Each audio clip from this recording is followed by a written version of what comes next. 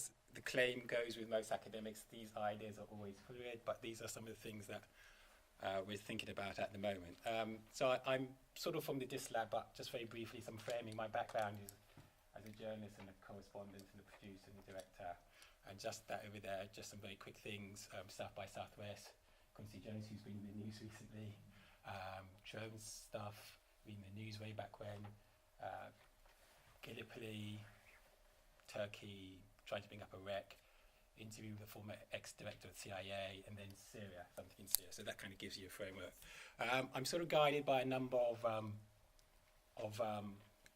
sort of texts, and I'll put that one up and a couple of other ones up quite quickly. It's Caroline Martin, who I use on my students ad nausea.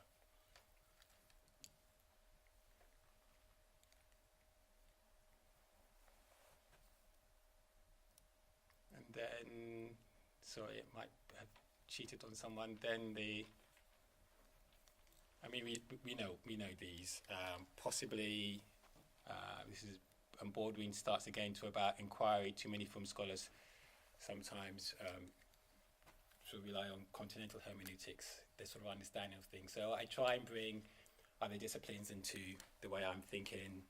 And similarly, the last one, which is McLuhan, which I like, if artists and men were convinced that what they were doing was advanced knowledge of art, would they still be doing what they're doing, essentially?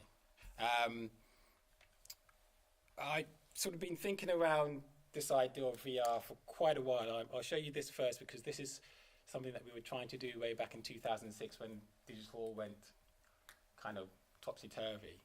And we were trying to explore the idea of video hyperlinking back then, the idea that you could hyperlink seamlessly into another video, which is more or less sort of coming about. We've got some work we're doing with IBM when we go back along those lines. And then I just thought I'd show you this quickly, which is kind of 360 before 360, as an artist in residence at the South Bank, where I'm doing a piece on a dance group, which is going to be shown at a theatre after their performance. And I'm trying to find a way of trying to do sort of 360 and see if it works. So I'll play this very quickly and then see, you get an understanding of the kind of toils that I'm putting myself through just to do one thing. Will this play?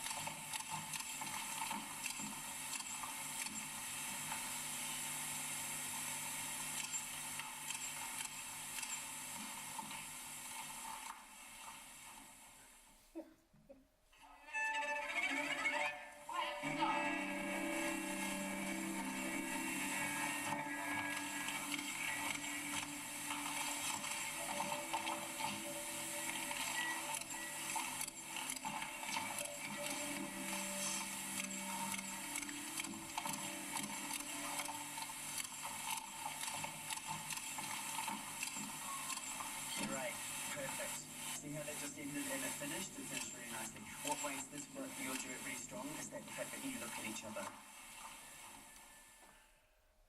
Project is all about mixing those two together, and so they inspire us for material, we inspire them. So that was really strange at first, but it has some really wonderful effects. The South Bank, those of you who know London very well, is the place which brings together various artists, Boy Finwick, the MCC and the rest. We're played. As journalists, we are continually thinking about ways of how we might tell stories. VR lands on our doorstep, we look at it and we try and make sense of it.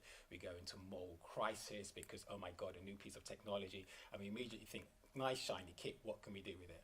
I tend to say, let's take a step back and go through a thinking process first, which we might be able to apply before the technology might help us.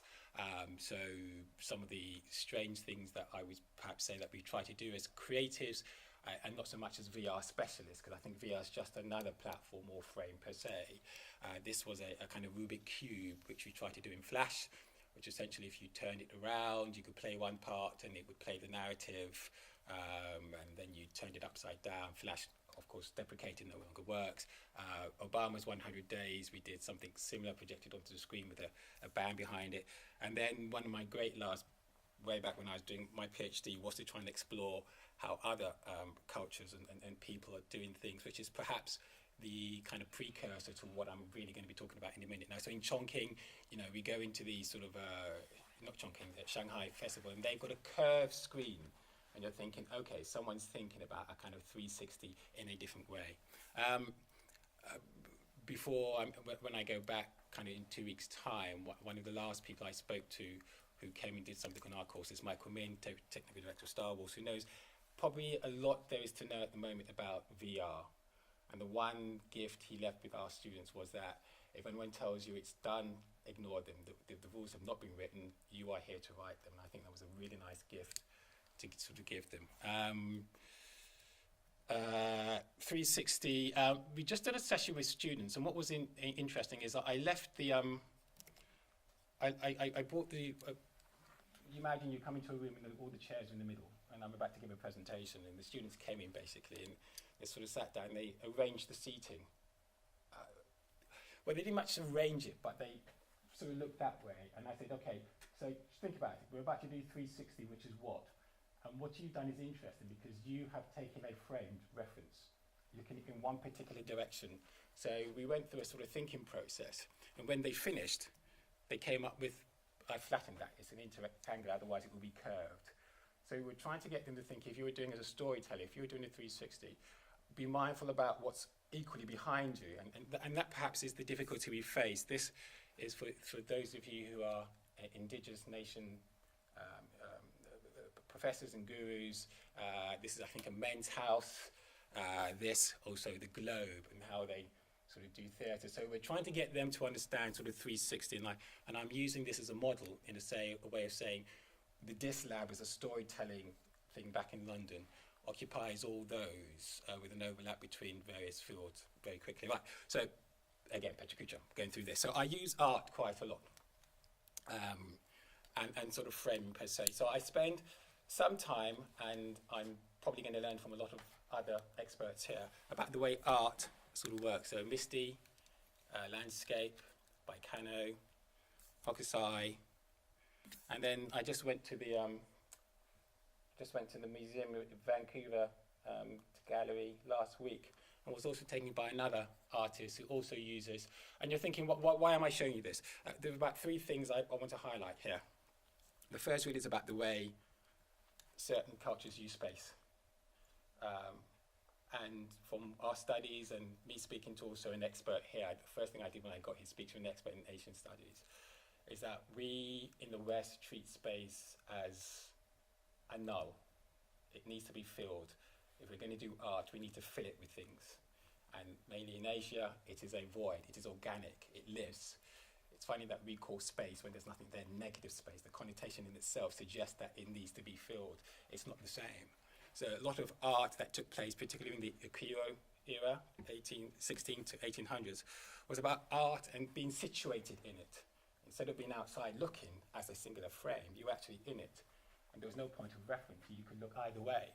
And that was important to me when I'm doing VR, for people to understand that there was a different way of looking at things than, say, you would do at Les Minas, or otherwise Caravaggio's The Taking of Christ. There's always a focal point in what they do. And so therefore I'm telling my students, look, we should begin to stand back and look at other cultures and see how they do things, the Asians, how they do things. The next thing that I also talk about, and who was that painting, by the way? Let me just remember that. Velázquez, the last one. Interesting painting by Giotto, 14th century, just beginning to understand perspective.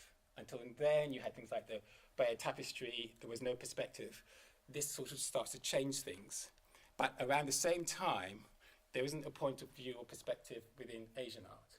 It happens around the 1600s, apparently when the Jesuits land and they start giving them things. But before then, naughty picture of mine, please don't tell them, this is your rare books library. And I went inside and thought, oh God, I've got to take this picture. But that is pictures from sort of Itagar. And I use this on my students, say, do you have a point of view? And of course they don't, they're all reveling in the picture. And again, that's very much, again, to 360. There isn't a point of view, how do you direct people? More painters and more painters. And then the interesting thing I say to them afterwards is how, and this is something you all know, but to students who have just joined the 20s and the 30s, that the sort of transition from South Asia or Asian art into, say, French and Impressionism is born by that movement there and what happens here. So you have Gustave here trying to replicate Hokusai and so on and so forth. And likewise, when you go into Impressionism, they too lose the perspective. So from about 1818 onwards, we are beginning to understand and look as Westerners, so to speak, at art in a completely different way. Can we use that as a standpoint ourselves, I say to my students? So more interesting enough, Cézanne's, if we think about 360, Cézanne's paintings, apples, are an incredible feat in perspective. Apparently, if you look at it any one direction, as they try to do there mathematically, it gives a perspective view. So the Impressionists had some idea of what they were doing. You get Picasso's, Les Damoiselles, d'Avignon, again, and then you finally end up with this, 360 being flattened as one in Cubism. So again, to something to get the students to think about before they sort of go into the process. I was minded by this when a test that was carried out between Americans and Chinese, all having a fixed point of view, and most of the time the Americans kept their gaze, and on this particular test, a large part of the time the Chinese looked away. So again, this is something inherent in the way that we look at things. This will be old hat to your good selves. In cinema, again too, we're minded by the triptych, or what they try to do in Napoleon, and the idea that somehow, which I hear all the time about empathy machine and VR, sends me nuts, because, yes, empathy, no, it is not. You can go back as far as Abel Gance, or even as far as Christopher Nolan, or anyone, the true form, but we've done it before. So this here is an encounter between Eisenstein and Joyce about how he would like to capture those sort of inner feelings. This is the kind of narrative cinema side of it, and I'm going fast until you say to me 5 minutes. We were trying to map out the various different ways, because the VR itself can be seen as either a platform or it can be seen as a medium, but you still have to tell a good story. And you still have to understand narrative plot cinemas, which as journalists we don't do. This is completely alien. If you were a bunch of broadcasters standing here and I started talking to you about, you'd be thinking, what are you talking about? Part of the thesis, and I'm talking next week, Tuesday somewhere, I don't know, but I'm trying to bring over the idea that the idea of using cinema in journalism goes way back. It goes to Robert Drew in the 1960s when he talked about cinema verite. It goes to Vertov in the 1930s when they called their documentary cinema journalism. So framing and storytelling, in as much as some of the good stories that are taking place in VR at the moment, these are some of the exemplars which we get our sort of students to look at. Anyone seen these? Okay, magical, interesting because this uses point of view. So the camera is the person, and I suppose the chief, etc., is willing you on. But we went through a whole process with our students as to why an environment, or which type of environment would make good VR.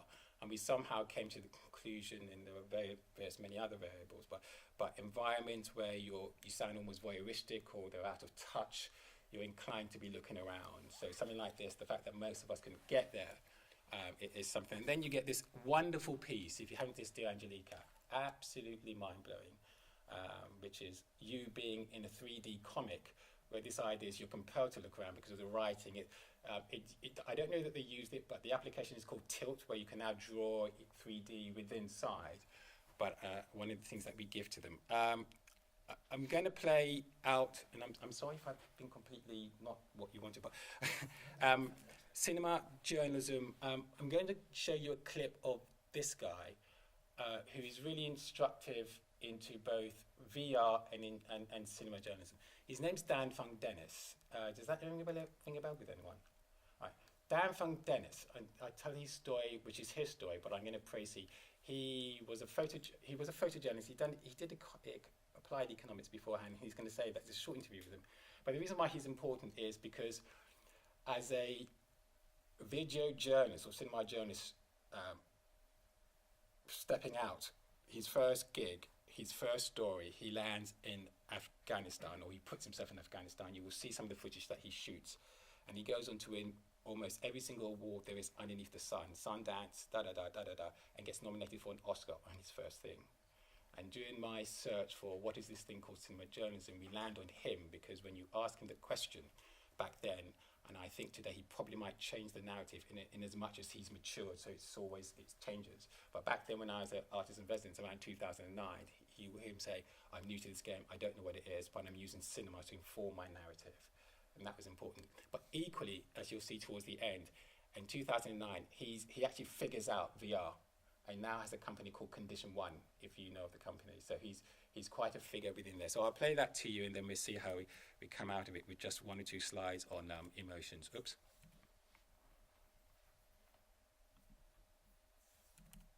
What am I doing wrong? If I can find my cursor. Oh, here we are.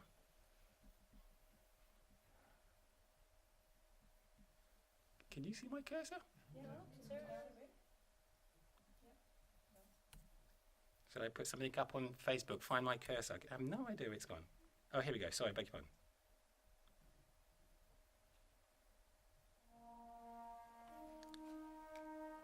It's time to change the game in Afghanistan. We're experts in the application of violence. When you move with a sense of purpose and aggression intent on finishing the enemy. Your conscience should be clear and your honor should be clean. Stay down!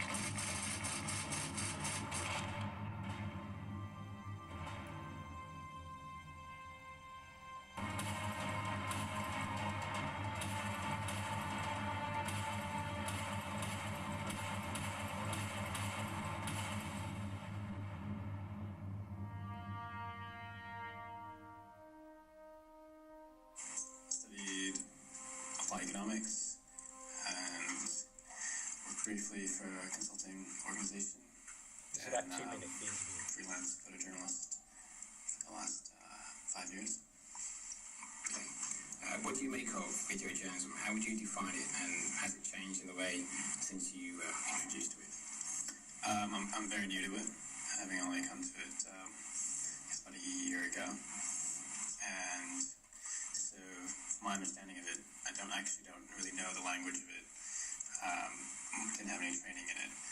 And was borrowing more from the language of cinema.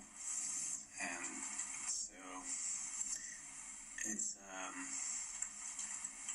I think video journalism, I guess I've seen New York Times and Washington Post, little clips like that.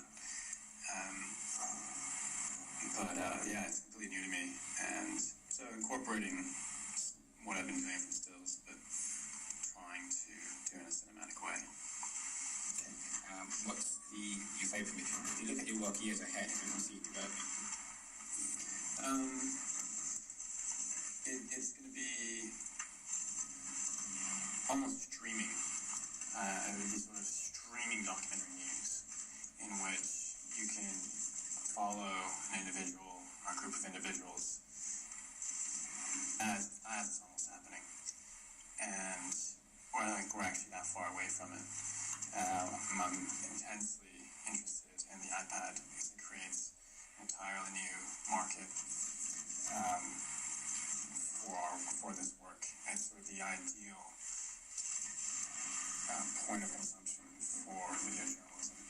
So that's what they built. This is the application they built in 2010, which would subsequently they would find out that various other platforms were doing something similar but on a smaller scale, and then they changed over. I'm going to just go to a couple of things, then come back on that last thing here. We use, if your case you're wondering what that is, that's my attempt to make sure my students understand that I'm talking about the brain. So I make it at home and then bring it in, and it scares the big Jesus out of them. Excuse my French. Again, within the journalism fraternity, we often don't speak about emotions, and we don't speak. Ours is about facts, figures, and all that sort of stuff. Any broadcasters in the room, journalists? No, cameras there. I won't say anything. But yeah, we're trying to get them also to think about the way that emotions might work, and within the VR sphere, how important that is. when you're sort of applying it. So we have kind of two models that we really sort of show them. This is really the first, that how as language, and I'm speaking to you, again to something you'll be aware of, that you're activating both the Wernicke and the Broca area, and it's very linear, and that's fine. But the minute that we use metaphors, you can begin to activate other parts of the brain. So VR in itself is not it. It's just another way of looking, as I said, at another frame, and the opprobrium that we have, if you think around the 1950s, when cinema puts up CinemaScope and they go from 4:3 to 16:9, and Fritz Lang says this is only good for snakes, and then we reach the part where mobile phones, you can't, people at TVs are telling you can't do landscape, you've got to do portraiture. This is just another one, and running alongside what we do. But important that when we approach stories, that we begin to think about how in the mental state, and perhaps that's something I kind of washed over very quickly, that the idea that you're inside this area, and that in Japanese art, they're referring to as Zen, and what it did for you is something that you might also want to sort of consider.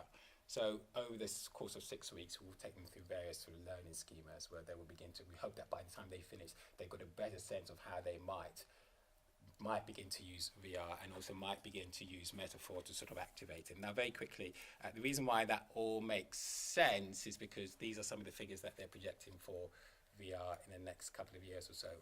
In the US and Canada, £165 billion is going to be spent. Those figures come from the IDC. You can Google them and find out. So there's a lot of money to be made, and there's a lot of experiments going on. There's lots of first land grabs, but as with most things, the first land grabs aren't necessarily will be the kind of exemplars. Equally so, this is proportion to some of the money they're spending in Europe, 39% of the 64 billion in software, and so on and so forth. And then equally so, VR spending in terms of what the consumer is going to be buying. So there seems to be a lot of money going into this. And in terms of the political economy, very quickly, I'll dance over this one. In terms of the political economy, you could argue that yes, it's a platform and it will work. And I love what you did with the Holo. I was at a conference called Tech XLR, where they let me explore about 5 or 6 different ones. Incredible. And the Google Glass, which is doing very well as well in its kind of in its own field. But I guess the other thing, I suppose as a journalist, I would be rather skeptical about as well, is that there are reasons also in the political economy that business and consumers are flocking around VR. They had a very good stab at it with 3D, and you remember what happened to that. And so they had a lot of slush money around, and they've just found a new thing again. So if you don't mind me saying, and I hope that wasn't too out of the scope of what you're usually used to in that kind of stakes of high tech, I shall end by saying thank you.